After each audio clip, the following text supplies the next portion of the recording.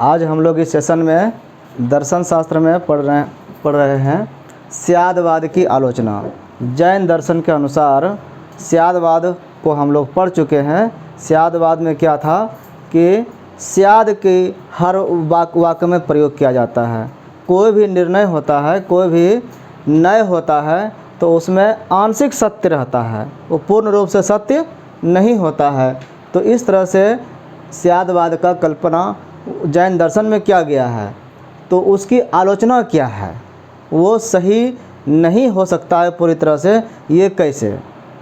कोई भी सिद्धांत होता है तो उसको मानने वाले बहुत लोग होते हैं, तो कुछ उस पर उंगली उठाने वाले भी लोग होते हैं जो कहते हैं कि आपका इस तरह का जो पॉइंट विचार है, आपका इस तरह का जो विचारधारा है, ये इस तरह से हम नहीं मान सकते, इसको ऐसे काटा जा सकता है। तो कोई भी सिद्धांत जो है पूर्ण रूप से सत्य तभी होता है जब उसका आलोचना भी सही ढंग से किया गया हो।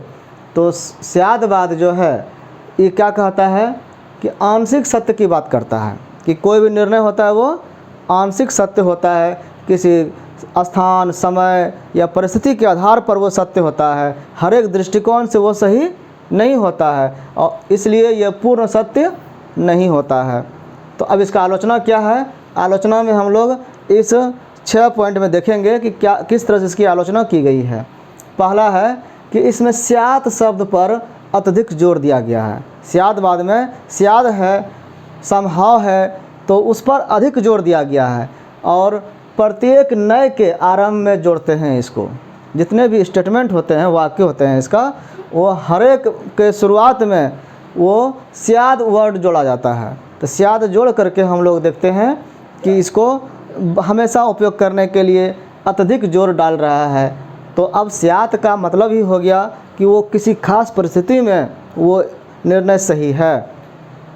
तो इसका सिद्धांत को इसी सिद्धांत पर, जैन के जो सिद्धांत है इसी पर अगर लागू कर दें तो ये जिस सिद्धांत के आधार पर जैनियों ने कहा है सप्तभंगी न्याय को कि 7 तरह के न्याय होते हैं, 7 तरह के स्यादवाद होते हैं, तो उसको भी हम आंशिक मान सकते हैं तब, क्योंकि वो जो कह रहा है उस नियम को उस पर भी लागू करते हैं कि सप्तभंगी न्याय है तो ये आंशिक आप मान सकते हैं उसको, उसके हिसाब से, क्योंकि वो सत्य हर तरह से नहीं हो सकता। जब कोई सत्य पूरी तरह से नहीं हो सकता है तो ये सप्तभंगी न्याय जो है ये पूरी तरह से सत्य कैसे होगा?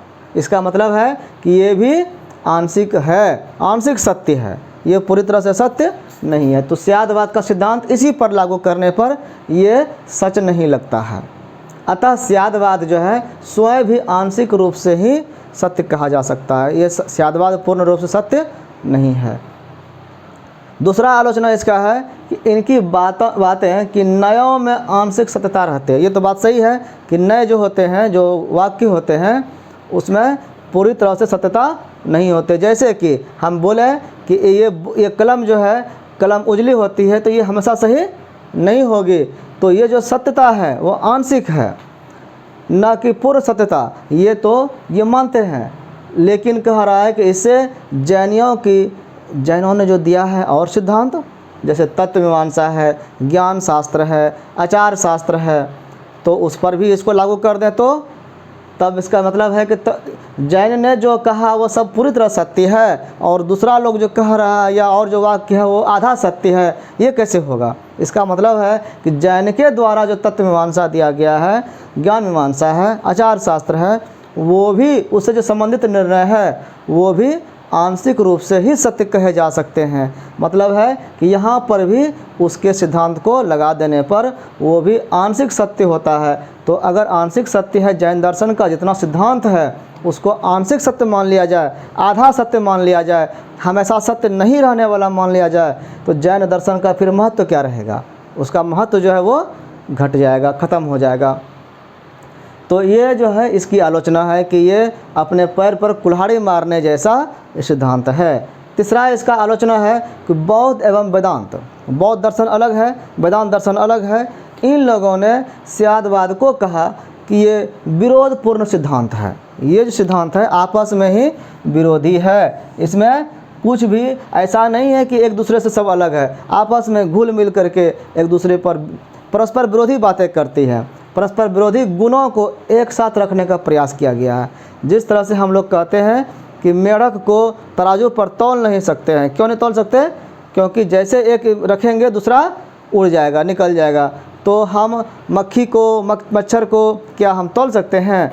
तो ये विरोधी गुण उसी तरह से है कि एक साथ नहीं रखने का प्रयास, नहीं रख सकते हैं, लेकिन उसको एक साथ रखने का प्रयास किया गया कि अस्ति नास्ति सब जो है मान लिया गया। स्याद अस्ति है भी, नहीं भी। तो इस तरह से जितने भी गुण हैं सबको एक साथ रखने का प्रयास जो किया गया, परस्पर विरोधी गुण को, इसलिए कहा गया कि ये विरोधपूर्ण सिद्धांत है। ये सिद्धांत पूरी तरह से सीधा नहीं है। शंकर ने स्यादवाद को क्या कहा कि ये पागलों का प्रलाप मात्र है। इस तरह से पागल जो है, अगर कोई हो जाता है दिमाग से, तो वो क्या बोलेगा, कब क्या बोलेगा, उसका कोई सीमा नहीं है, कुछ भी बोल सकता है। उसके बात में अगर हम तारतम्य जोड़ेंगे कि वो बात जो बोला था पहले वही बात अभी बोल रहा है या उसी के आधार पर बोलता होगा, तो ये सच नहीं होगा। क्यों नहीं होगा? क्योंकि उसका दिमाग स्थिर नहीं रहता है। तो उसी तरह से ये स्यादवाद को कहा दिया कि विरोधी बात बोल रहा है। पहले कुछ बोला था, अभी कुछ बोलने लगा। पहले बोला वो रोटी बनाना नहीं जानते हैं और बना रहा है, तो इसका मतलब झूठ बोल रहा है। तो वो अपने ही बात को काट देता है। तो ये जो है विरोधपूर्ण सिद्धांत शंकर ने बताया। चौथा इसका क्या है कि ये जो सिद्धांत है ये स्वयं खंडित हो जाता है। अपने आप से अपने सिद्धांत को, अपने पैर पर कुल्हाड़ी मारने वाला काम करते हैं, अपना सिद्धांत खुद ही खंडित कर देते हैं। कैसे? कोई भी ज्ञान पूर्णतया सत्य नहीं हो सकता, ये पहले कह दिए। इसे सत्य मानने पर, अगर सब ये मान लिए कि कोई ज्ञान सत्य नहीं हो सकता है पूरी तरह से, तो स्यादवाद जो है ये भी तो एक ज्ञान ही न हुआ। ये जो सिद्धांत दिया गया स्यादवाद का, जो एक प्रकार का ज्ञान मीमांसी सिद्धांत है, ये जो ज्ञान है ये भी, इसका मतलब पूर्ण रूप से सत्य नहीं है। जब कोई ज्ञान पूर्ण रूप से सत्य नहीं हो सकता है, तो स्यादवाद जो ज्ञान है ये पूर्ण रूप से सत्य कैसे हो सकता है? इसका मतलब है ये भी सत्य नहीं है। तो अपने सिद्धांत को काट दिया ना कि स्यादवाद पूर्ण रूप से सत्य नहीं है। अतः आत्मघातक सिद्धांत हो गया ये। आत्मा को घात करने वाला, अपने आप को सुसाइड करने वाला ये बना दिया। जैसे हम सुसाइड कर लेते हैं, अपने आप को ही मार लेते हैं, अपने हाथ से अपना गला दबा दें। तो ये इस तरह का सिद्धांत है। वेदांतियों ने ऐसा कहा। क्या? आत्मघातक सिद्धांत है ये। कौन? स्यादवाद। अगला इसका आरोप है, आलोचना है कि स्यादवाद सभी प्रकार के ज्ञान को सापेक्ष घोषित करता है कि एक दूसरे के आधार पर एक ज्ञान मिलता है। तो सापेक्षता का सिद्धांत है ये। वस्तु कोई किसी खास समय परिस्थिति में एक गुण वाला होता है। तो सापेक्ष ज्ञान मतलब क्या हुआ? किसी न किसी पर डिपेंडेंट ज्ञान होता है, इंद्रियों के द्वारा ज्ञान प्राप्त होता है। और हम एक और बात जानते हैं कि सभी प्रकार के सापेक्ष ज्ञान, जो जितने प्रकार के भी सापेक्ष ज्ञान होते हैं, वो अल्टीमेटली कहीं न कहीं किसी न किसी निरपेक्ष ज्ञान पर निर्भर होता है। अगर हम कहें कि ये जो हमारा रूम है ये धरती पर टिका है, धरती कहीं और टिका होगा, कुछ न कुछ कहीं न कहीं रहता है। लेकिन एक ऐसा जो है निरपेक्ष होता है, जो किसी पर टिका हुआ नहीं होता है।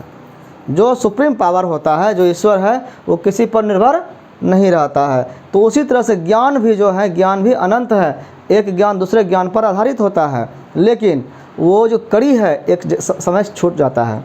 हम लोग साइंस में पढ़ते हैं तो जितने भी थ्योरम पढ़ते हैं, जितने भी कॉन्सेप्ट है होता है, तो उसके पहले कुछ आधारभूत नियम मान लेना पड़ता है। वो किसी पर डिपेंडेंट नहीं होता है। पहले एक नियम मानते हैं, मौलिक नियम, आधारभूत नियम, और उसके आधार पर फिर हम लोग दूसरा तीसरा थ्योरम निकालते हैं। तो इस तरह से कहा गया जितने भी प्रकार के सापेक्ष ज्ञान होते हैं वो किसी न किसी तरह से, किसी न किसी निरपेक्ष ज्ञान का मतलब जो किसी और पर डिपेंडेंट नहीं है, एब्सोल्यूट नॉलेज है, जो पूरी तरह से परफेक्ट है, उस पर ही निर्भर होता है। तो निरपेक्ष ज्ञान की उपेक्षा कर देना, यहाँ सापेक्ष ज्ञान का जो वैल्यू दिया गया है, इसका मतलब निरपेक्ष ज्ञान को उपेक्षा कर दिया कि ऐसा कोई ज्ञान नहीं है। क्योंकि कहा गया ना कि ऐसा कोई ज्ञान नहीं है जो पूरी तरह से सही होगा।